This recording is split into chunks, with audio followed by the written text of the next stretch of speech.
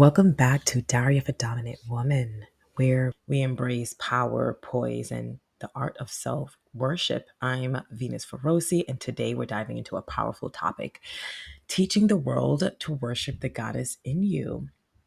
On this episode, we're going to be talking about cultivating a powerful aura that commends reverence, adoration, and respect in every interaction, whether it's with partners, friends, strangers, employers, subordinates, bosses, whatever have you.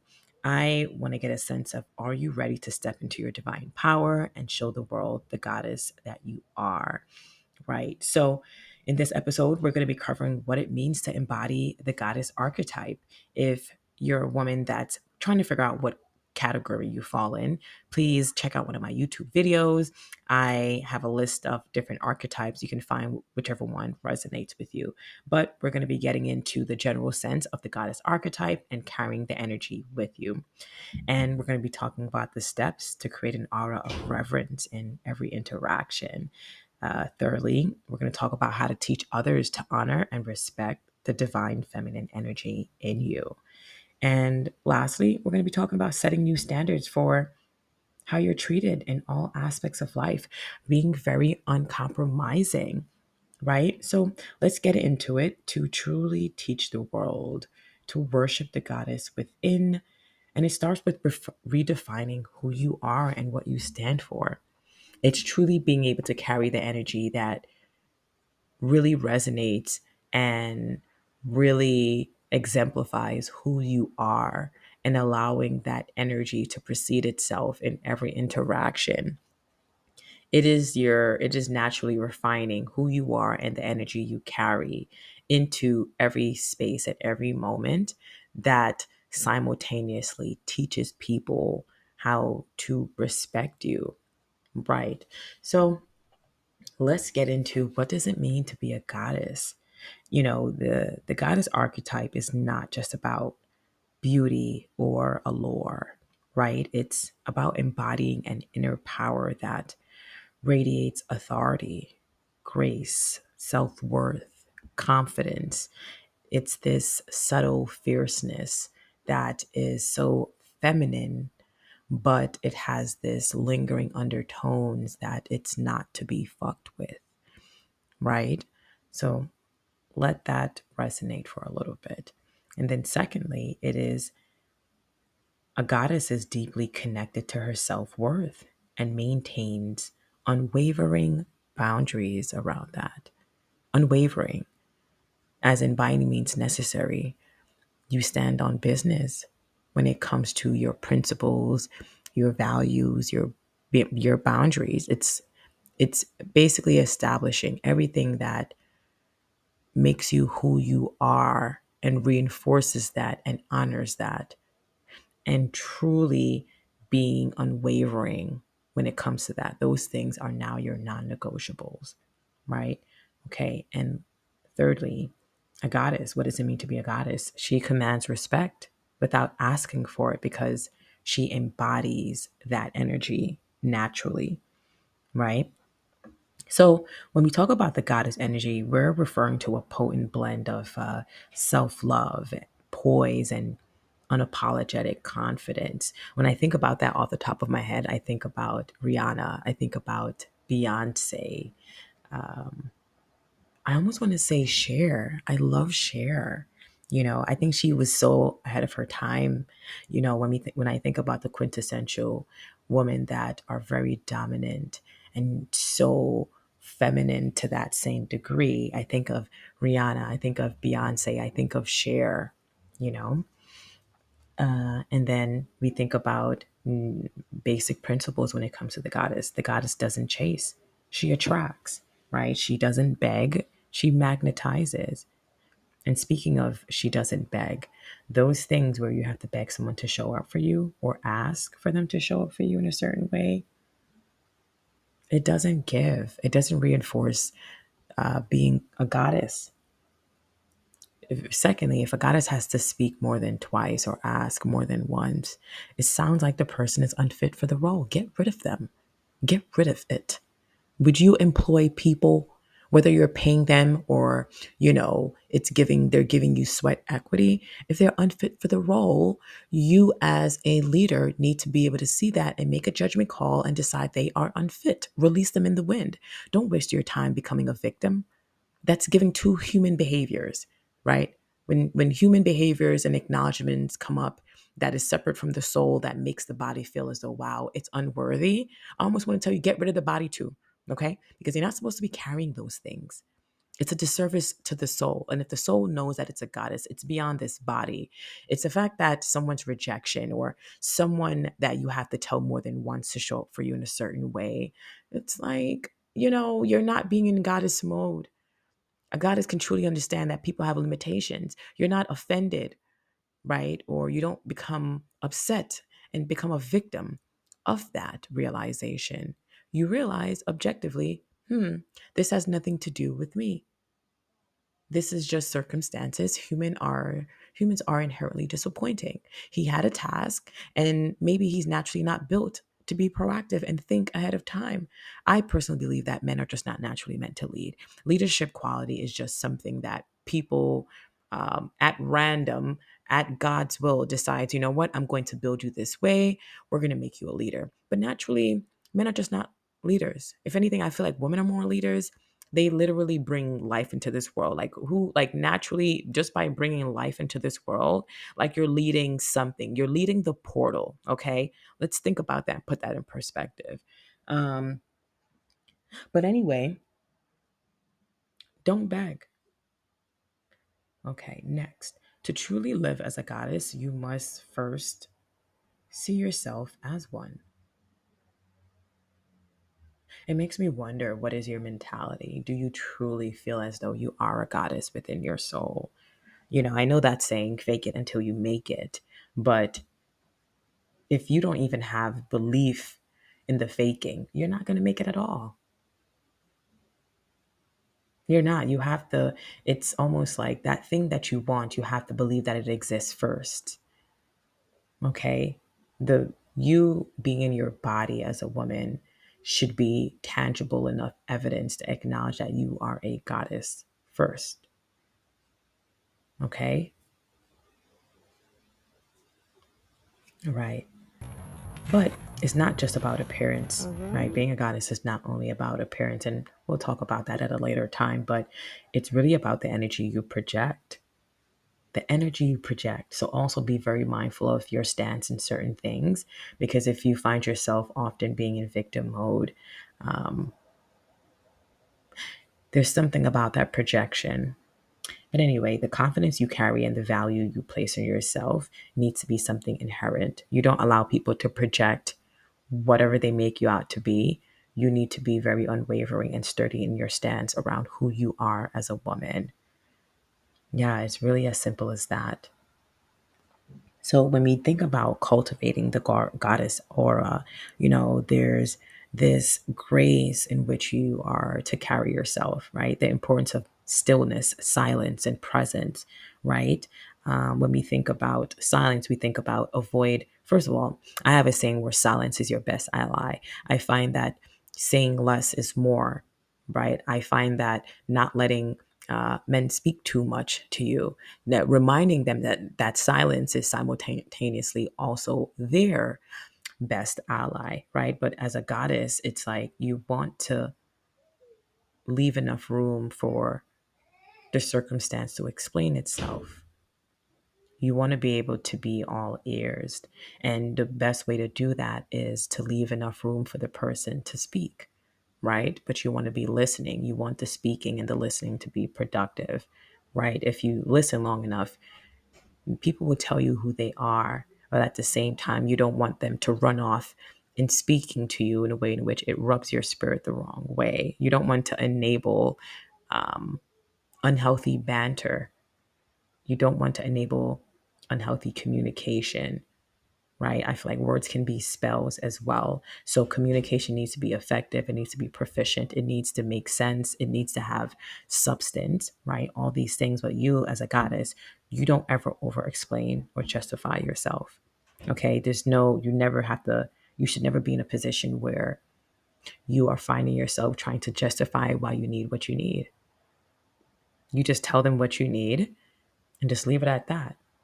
Leave room for them to respond. If you express how you feel about something and something that you want, and someone disagrees, it just sounds like that's not your guy, that's not your person, that's not your woman, you know? Because it's one thing to disagree with what someone else wants, but to disagree in a way in which it's like, oh, yeah, I don't think that's something that's worth giving you.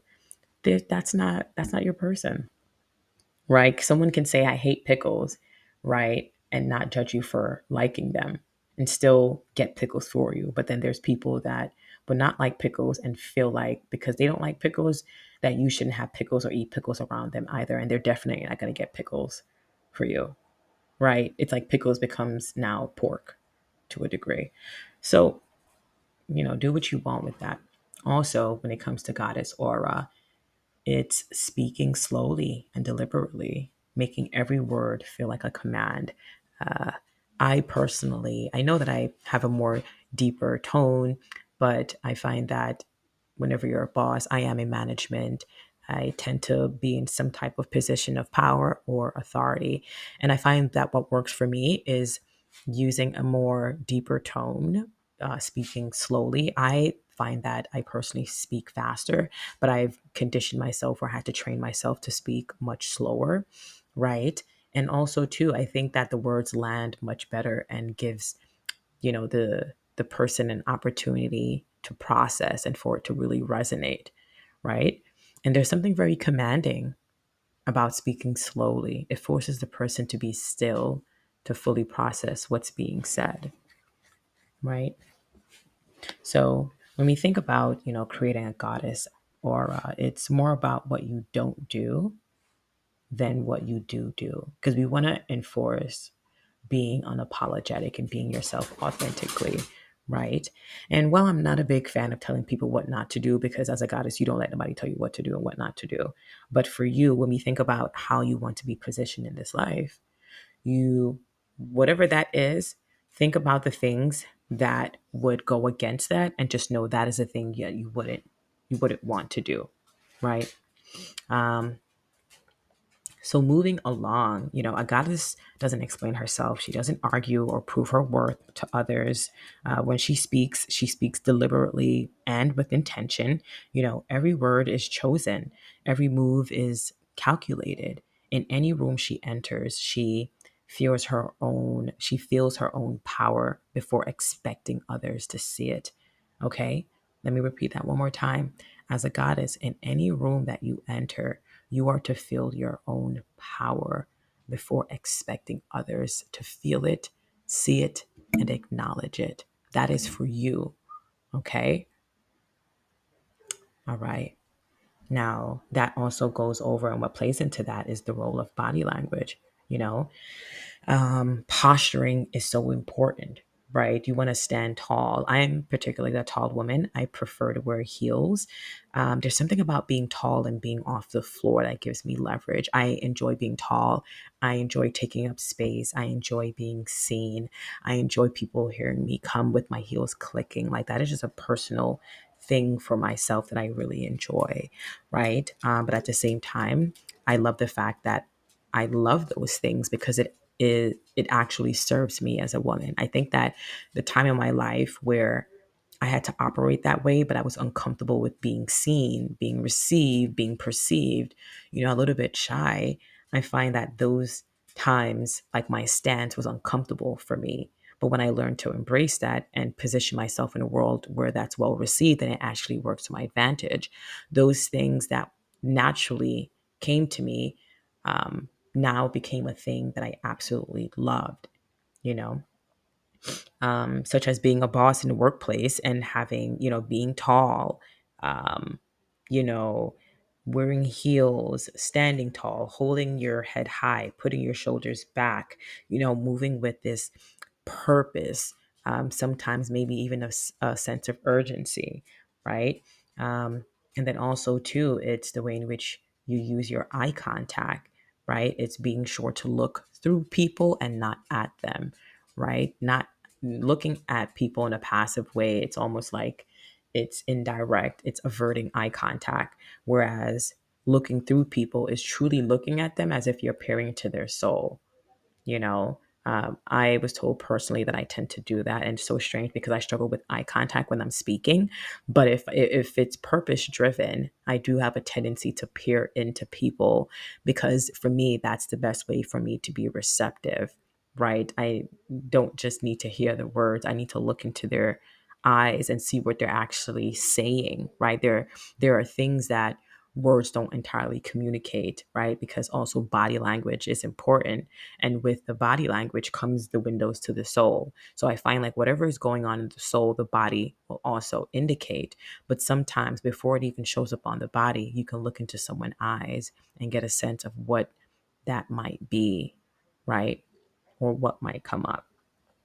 So, your body language speaks louder than words. How you walk, how you sit, how you make eye contact, all of these should say, I am a woman of high value, right? And whatever high value is contingent upon your standards and what you identify as a high value woman. Okay. Some people identify their value monetarily based on their status symbol.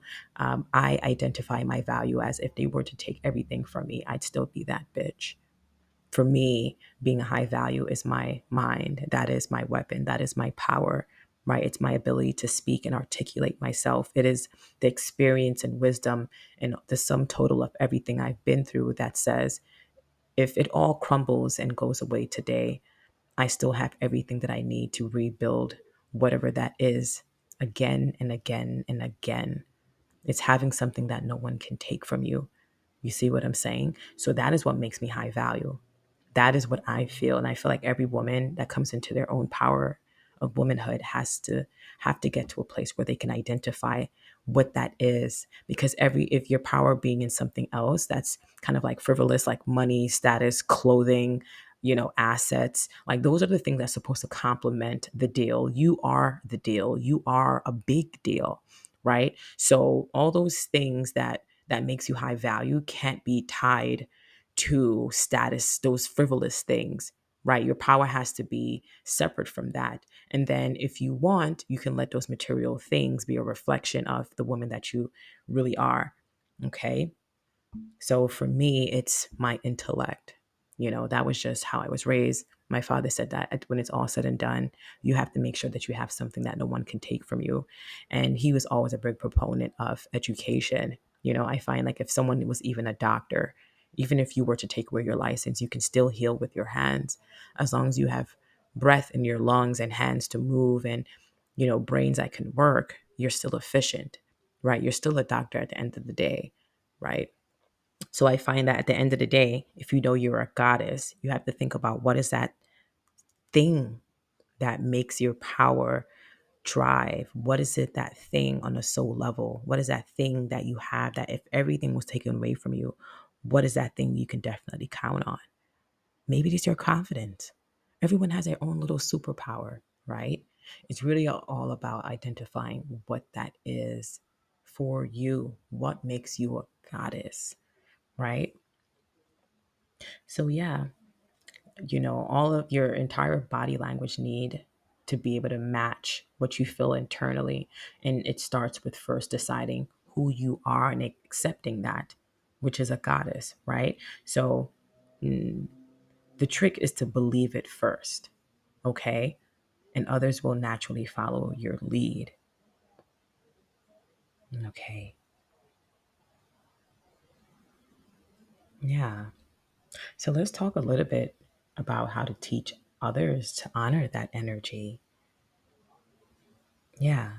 So the power of setting boundaries early and firmly. Mm-mm-mm.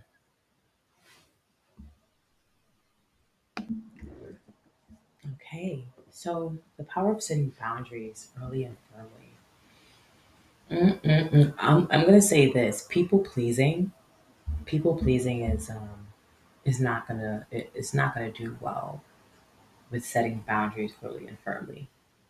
like from the minute you go in, you cannot be thinking that you're here to please. In fact, I'm already going in thinking, how can I displease this person right here? Because if humans are inherently disappointed, then at some point I'm unequivocally going to find myself disappointing this person because it's inevitable.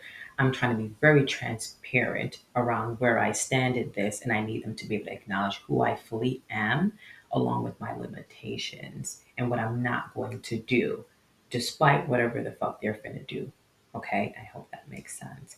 So, anyway, some overall arching themes is you want to make sure that you're setting the tone in every interaction, right?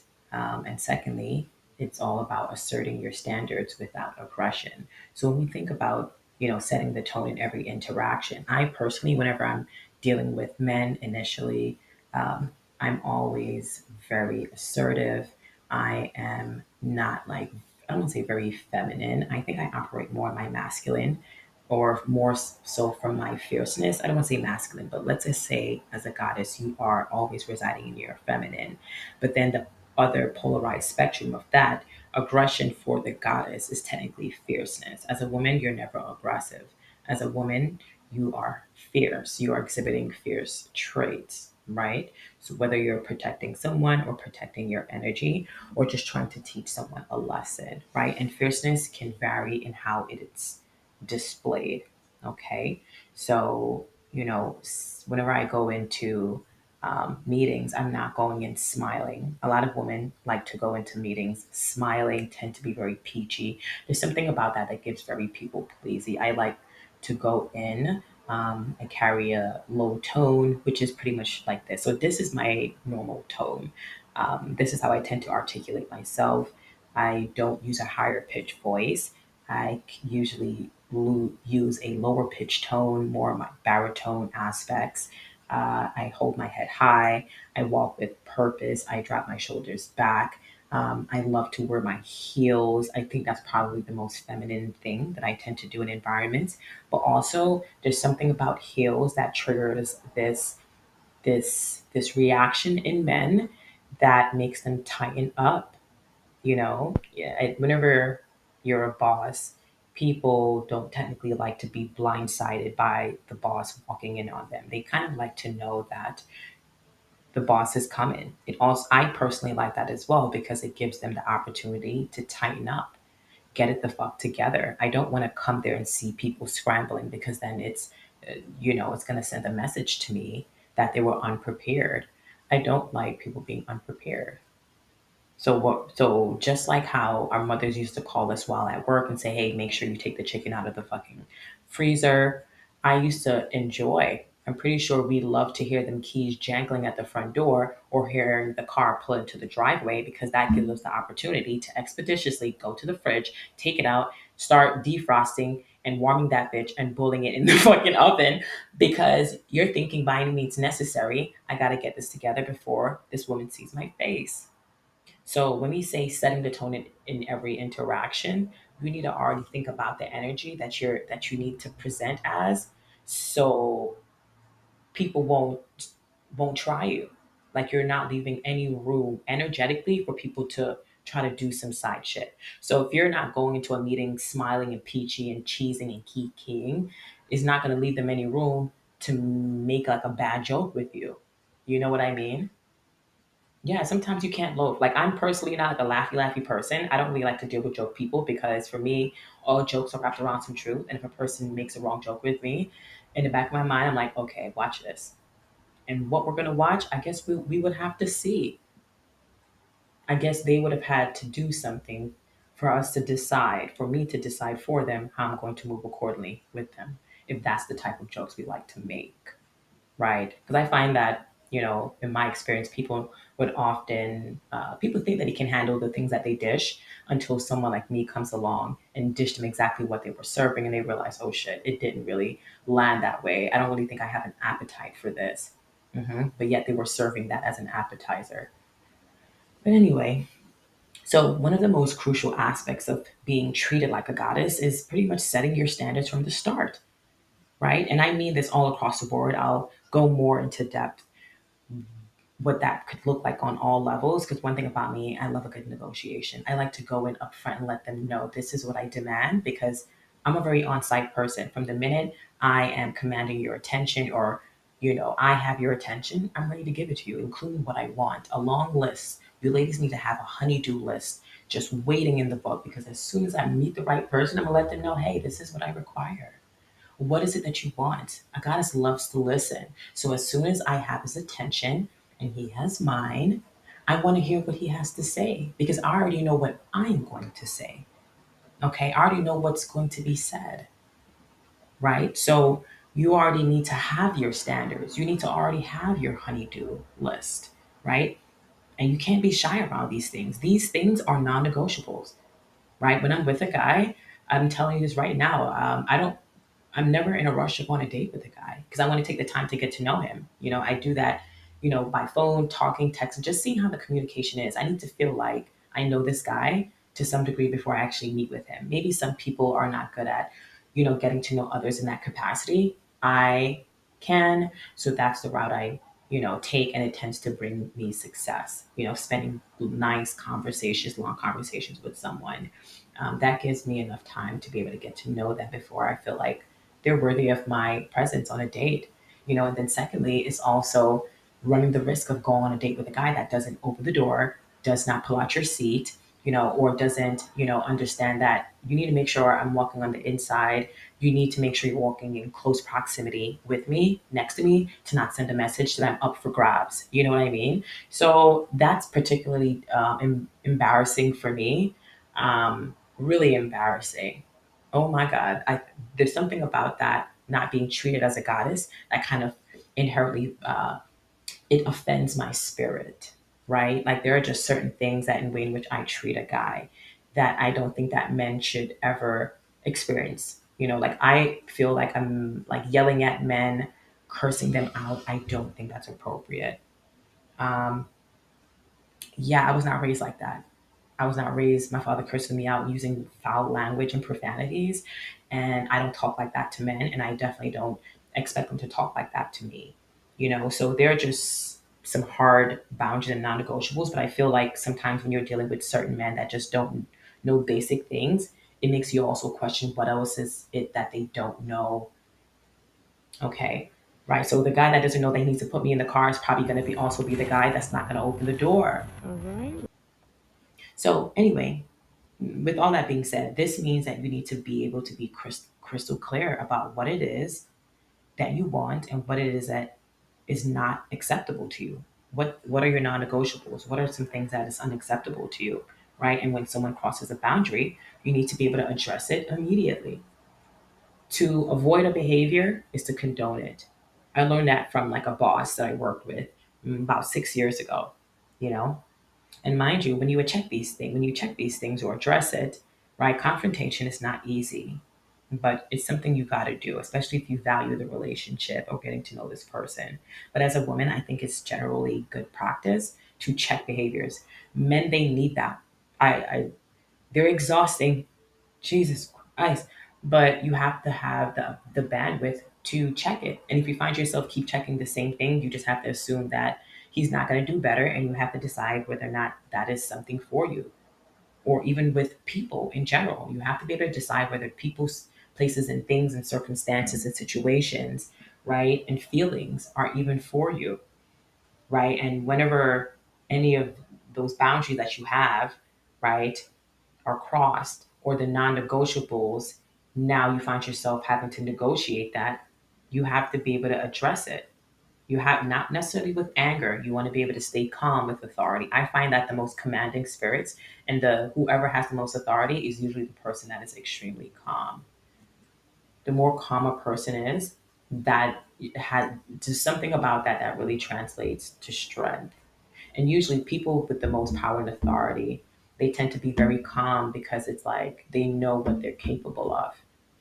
And in the face of someone that technically is lesser, has lesser power than them, they naturally have that mentality where they acknowledge that they are by design, by default, the bigger person. So naturally, their actions reflect that in their stillness, in their calmness. in the poise and their sense of authority, in their willingness to check something, in their willingness to, to be assertive, to calmly have this confrontational concern, addressed, you know? So you can say things like, so if you want to technically address the circumstance, it can be something like, you know, maybe you're talking to John or something like that. That's not how I expect you to be. Like, say for example, you go out and John makes a joke and says something inappropriate, and you can say something like, that's not how I expect to be spoken to. Or if it's something that's happened multiple times, you can say, or I won't continue this conversation if this tone persists. Sometimes if the cadence is off, like maybe they tend to be sarcastic. Like I can't deal with jokey motherfuckers. And I feel like, anyhow that the cadence or the tone seems a little bit sarcastic, I'm gonna assume that he wants violence. Right. And to be honest, that's not for me to choose, so I would have to leave and shut that down immediately because I have patience until I don't have any, and that never pans out well for anyone. So, with that being said, I have to immediately be willing to check something because I know it gives very ticking time bomb for me. It's having patience until I don't have any, and then straight crash out behavior. So for me, I know my boundaries up front, and that's what gives me the motivation to address things quickly. But for you, woman, you know, as a goddess, you have to learn to be able to check things immediately. You don't want to leave room for it to come up again because then that takes away from your bandwidth and wears you down. You guys never think about that, right? Sometimes when you allow yourself to keep giving someone chances, you're giving them room to wear down the boundary that was technically supposed to be a non negotiable. That weakens you. How can one stand up when they are weak? They are being worn the fuck down. Put down the baggage and stand the fuck up. Get rid of it. That's my favorite thing. If you haven't seen by get rid of it. Get rid of it. You can't have that. It's the fact that you are entertaining something that actively wears you down. It makes me wonder, like, at what point does that need to continue for you before you realize that is insanity you are actually engaging in? A goddess doesn't allow others to treat her poorly and then hope it will change. She commands respect. Let me repeat that one more time. A goddess doesn't allow others to treat her poorly and then hope it will change. She commands respect, and she will have that and nothing less. I hope you are following me here. I hope this is resonating because the men are not doing well. A lot of people are not doing well. Let me not even single out the men because as a goddess, you have to be a goddess all across the board. Okay? So we can't even make this about a man, this young man, this old man, bitches, niggas, ninjas. Like we can't even pull the race card anymore when it comes to being a goddess. Your energy and your power needs to supersede all of that. So all these little things, it's giving minuscule. You need to have principles that you stand on all across the board, big, small, all, everything in between. As in, not even little kid, you have to deal with that. You can be a bigger person and realize somebody come get your kid because he too might wear down these boundaries, and I might forget that he's little.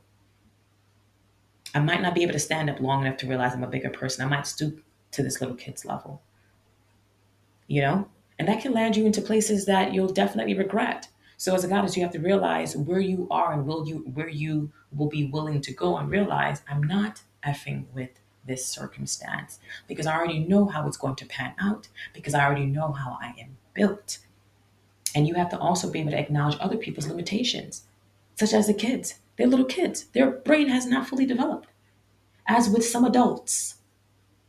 As with some adults. Okay? So you have to be able to acknowledge this. You have to stop giving away your power to circumstances and people and things because you expect them to be different and better or change. And I'm just like, what is not clicking for you? What is not clicking? Why does it not click for you to realize that it's never going to click for them? And now you're here feeling crazy. Yes, Anyone that's engaging in insanity would feel crazy. Doing the same thing over and over, expecting something different, while the outcome is teaching you over and over that it never will be. Okay, so another thing is, speaking of being unapologetic, let's talk about communicating your value without apology, is giving being very unapologetic. Practicing to say no with grace. One thing about me, I'm gonna say no. I love to say no, especially as a person that, love a begging king. I'm not even gonna lie. I high key like when they beg. And I also sometimes need to see how bad they want it, because I just, I don't like to be rushed. And I don't like when they make demands of me. I'm the commander. I make the commands. I set the demands. Don't come over here asking anything of me. Okay? I'm just a girl. Right? I'm just a goddess. I'm in this social construct. I'm trying to practice self preservation. You want me to give goddess energy, right? And serve that to you. Please help me protect it. Please acknowledge that when I say no, I don't have it to give. And if you wear me down right now, I'm definitely not going to have it later. You have to teach them that. Okay? Sometimes they want your energy, and you're trying to people please and give it to them, and then now, like, you can't even catch up. Now you're more exhausted than ever, and now you feel like you have to run from the circumstance, and all you had to do was be a goddess up front and say no. The goddess needs rest. Relax. Let us both relax. You relax over there and let me rest here, and I will send for you when it's time. Learn to say no, even to sex. Say, no, not right now. I don't have it. And I prefer to have sex in ideal circumstances, optimal circumstances. I don't just want like McDonald's quickie. I want to be able to light candles, and I want it to feel like a ritual.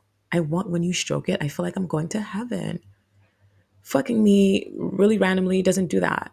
If you're a woman where, maybe you're particular in that sense, you have to learn to say no, because you know what you desire.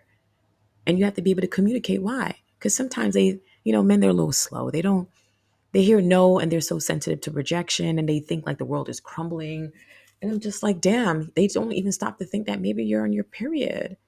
And sometimes they don't even care, because they're little bloody monsters. They're little vagabonds, if you really think about it. Oh, chupacabras, I'm telling you, they would run every red light, you know? But anyway, practicing to say no with grace. And let me think of, if you're a person that struggle with that, you can use affirmations like, I am deserving of only the highest form of love, respect, and devotion. Love is my religion. I love that. I am deserving of only the highest form of love, respect, and devotion. Saying no is a goddess's most important and most powerful tool. A no that's delivered calmly, confidently, and without apology is far more powerful than any justification. Just saying no and resting there. My thing is absolutely not. No. And I like to just have a very sincere emotions. I don't Stop hiding your emotions from these people. When you say no with the very emotion that resides on the inside of you. Don't dress it up and sugarcoat it. Because when they ask you something outlandish, don't even smile. Say no with the audacity. Say no with the pearls clutching, right? So, in doing this, says it communicates that you are not afraid to lose anything that doesn't honor you. When you say no without any justification, it really sends a message that what you want to do. Because if this is what you want and you can't accept no, just know we could just never do this, because none of us got to be here. We do not have to be here. I don't have to be here entertaining this. You don't have to be here feeling rejected by me, not wanting to entertain this, because one thing I'm going to do for sure is not entertain that. So if I don't want to, I'm going to say no. And you have to be able to accept that for yourself, because when we think about being authentic, and that is the highest level you can operate at, like authenticity tends to supersede every energy. That's what makes things able to manifest, right? That's what really gives you power. I find that people that are the most confident are those people that are most confident in operating in their authenticity. And they're very unapologetic about that. You have to get comfortable with being seen and perceived however. And it's because you don't give a fuck, because you know who you are. Only your perception of yourself matters, or your perception of yourself supersedes everyone else's. So if the reasons you're saying no to someone, you're worried about how they're going to perceive you, that means you really don't mean that no. I don't know. You might as well not even say no. The no with which you hold that energy, you have to be able to stand on it. So if you know someone asks you for something, or you know a guy makes a request and it kind of offends you or disturbs you, or you're like, oh my God, ew. I hope you say no with that same energy, but very calm.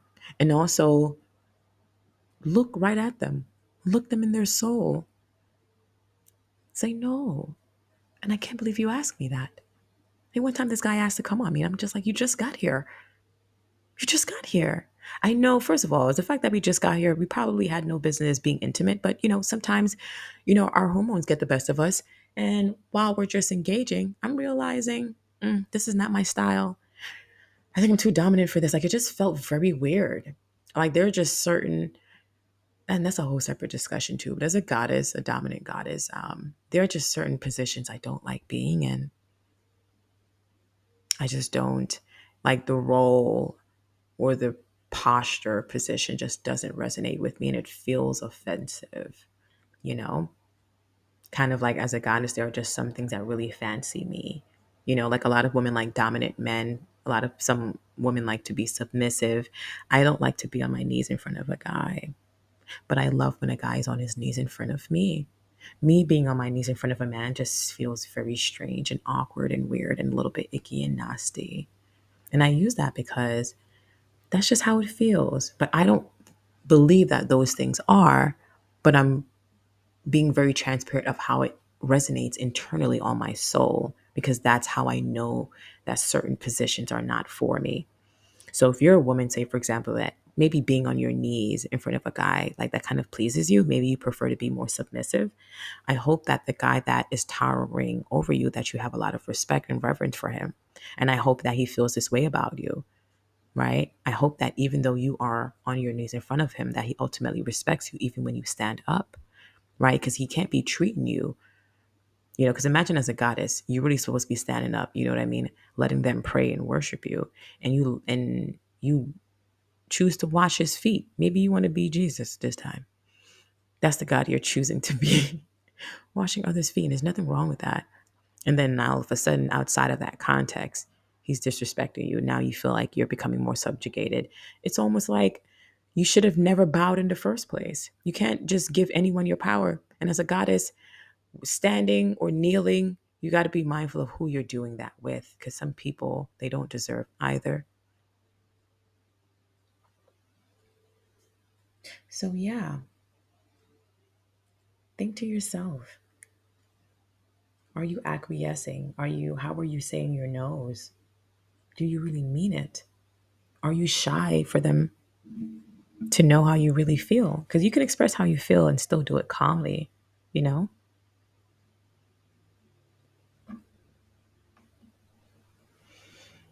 This is interesting. Speaking of interesting, lastly, let's talk a little bit about teaching others how to worship you and the importance of that, right? So, it's going to be so crucial for you to be able to explain your needs and your desires clearly. So it really speaks to being able to articulate yourself very well, knowing what your boundaries. So we spoke a little bit about your boundaries before, right? But what that really moves into is understanding how to articulate them, right? Especially when it comes to talking about your non-negotiables, right? So say, for example, you want to be able to make your expectations known. It can be something as simple as I telling your partner or the guy that you're dating, I value communication. If you want to be in my life, this is a non negotiable. Or if you want me to be in your life, this is a non negotiable, right? And you, as a goddess, or even as a person, it's very important for you to acknowledge where a person is around that. Sometimes people have limitations, and although they mean well and want to do good, they just don't have it to give, right? And you yourself have to be able to acknowledge that and determine whether or not you can tolerate their limitations. If this is a non negotiable for you, more than likely you won't do well if that is not given, right? So if you know that communication is a non negotiable for you, a non negotiable is typically the thing that you technically can't do without. So if you know that you're prone to crashing out due to lack of communication, you're probably not going to have the bandwidth to be able to be patient with someone that has a limitation around confrontation, conflict resolution, or communication, right? So that is something that's very important to you. So when it comes to teaching others how to worship you, it really starts with teaching them how to please you, right? That comes with rewarding good actions, good behaviors, also punishing behaviors that do not serve the dynamic, also punishing behavior that displeases you, right? We spoke about before, like smiling when you know you have been offended. That might be a conditioned response, but it sends mixed signals, right? So you don't want to set yourself up for failure by having this natural inclination of going into a situation all peachy and smiley, and this person hasn't even earned that. We understand if that's naturally your personality, but don't set yourself up to feel pressured to pose or wear a mask or smile and do things of that nature if you know that's not naturally you. And technically, it's only a matter of time before that person displeases you, right? So, when it comes to teaching others how to worship you, it really starts with teaching them how to please you, whether it's a romantic partner, a friend, or even a colleague. You are going to have to be clear about what you need, right? This is you there's no room to be shy around this. And remember, a goddess does not tolerate those who consistently fails to meet her standards. She walks away gracefully and without looking back. That's law, okay? That got to be a non negotiable for yourself, uncompromising, unwavering around that. A goddess does not tolerate those who consistently fail to meet her standards. She walks away gracefully and without looking back. I'm out of here. You better be too. All right, we're filming. Okay? So I would say I'm going to close out the lecture, this discussion around this topic, but we are going to have a follow up one. The next one is going to be essentially cultivating an aura of reverence. We spoke about teaching the world how to worship you. What's next up is discussing how do you cultivate that energy within yourself, because you want to be worshiped, right? You can teach people how to train you, but sometimes you don't have to do too much teaching and training if your energy is also giving goddess, right? People will just see you and automatically snap into shape and know that you are someone that is worth worshiping, worshipable. Worshipable is technically not even a word, but I'm inventing it today. Worshipable. uh, Someone that garners reverence, respect. What does that look like? What does that look like for you? Before people give you something, you have to think about the energy one carries within the self that tends to automatically become a magnet for that in real life. What is the energy that allows for those behaviors to manifest towards you? What is the energy on the inside of you that garners that, that technically commands that? What does that look like? So I'm going to leave you with that, okay? So I would say that concludes this episode on Diary of a Dominant Woman. I hope I gave you something to take out into this world, but this is definitely going to be an ongoing discussion, okay? So I'm going to leave you with that, ladies. Take care.